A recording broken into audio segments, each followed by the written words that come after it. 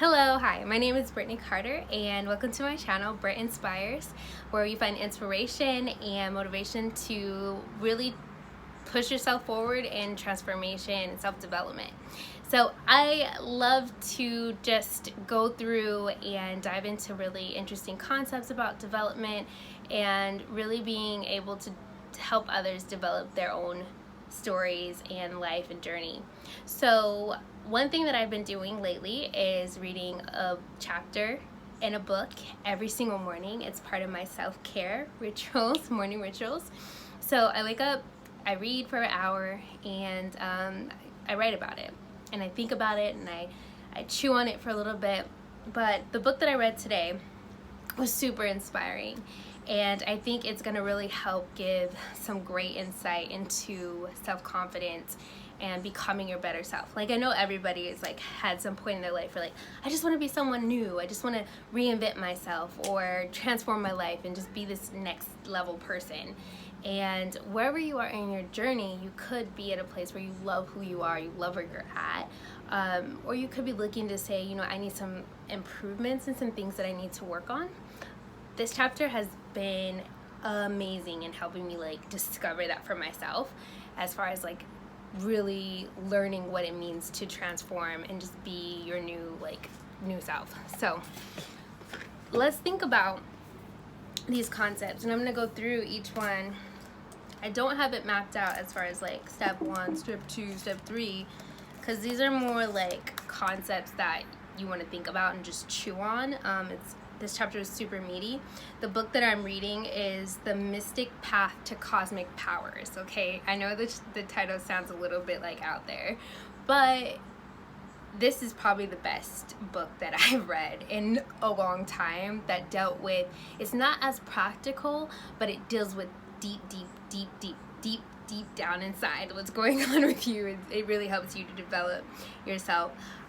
So one of the concepts that he brought up was being able to have a sense of wonderment in your life. So when you wake up in the morning, waking up with wonder, and as you're going through your journey, you're like excited and looking forward to your day's journey. Like, what's happening today? What am I gonna learn today? What lesson am I gonna get out of today? And I kind of naturally do that already. That's kind of how I'm able to be more optimistic about life, is because I'm looking at it as life is a journey, life is this experience that you're having. And so that's kind of the same concept, where it's like you're literally walking into your day with wonder and excitement.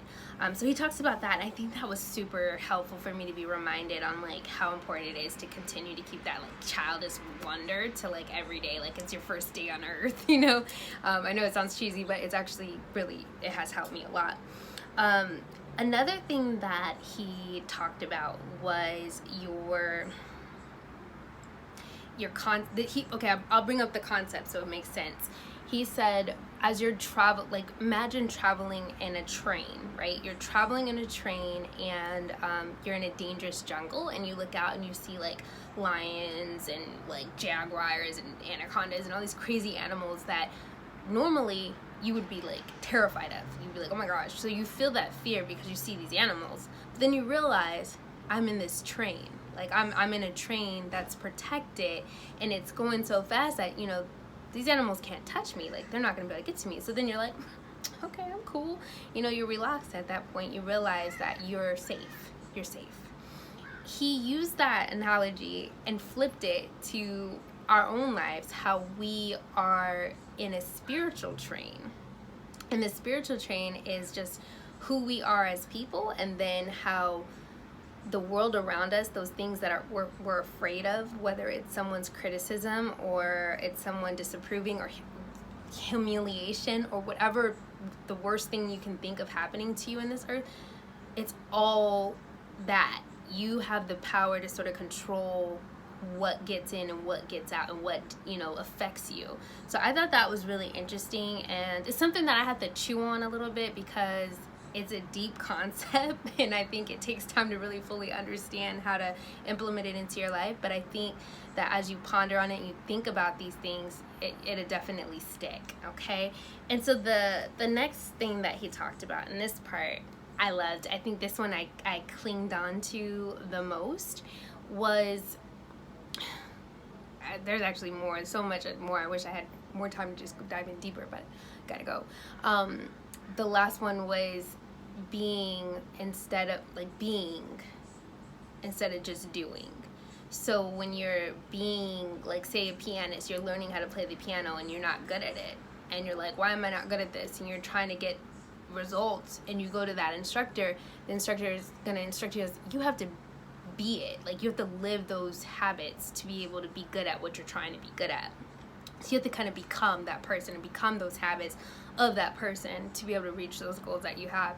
So if you're trying to be a pianist, you're going to master the art of being a pianist by practicing daily, by learning the art, by mastering and understanding the concept of music, so that you can develop and create good music, or else you won't get there. So just doing things randomly isn't going to help you get to that point. So I thought that was really good. I'm going to throw in a little bonus one because I thought this was really helpful. It was on how we picture ourselves and our ego, and then also our belief system. Now, the belief system is super foundational. He brought up this idea of, like, what if you didn't have a belief system? Like, what if everything that you grew up learning as far as religion, as far as relationships and people and how to deal with society, what if you didn't have that foundation and it was just a fresh start? What would your life be like? Then on the flip side, what has those belief systems, where has it brought you today, and has it been beneficial to you or not? And those are just food for thoughts to, like, leave with you at the for the ending of this video. But I just want to say thank you so much for listening. I really appreciate your time. This is interesting stuff, and there's just so much to dive into, but I don't want to make a super long video. I just want to keep it short, sweet, and I'll let you guys see the book so that if you decide to go pick it up and read it yourself, it's this one here, Vernon Howard. My father sent me this book, and it's been super impactful for me in my journey, and so I just had to share. So this is some tips on how to step into your confidence and really step into your true self. Okay, thank you so much, and I hope you guys have a beautiful day. Like, comment, share, start the conversation.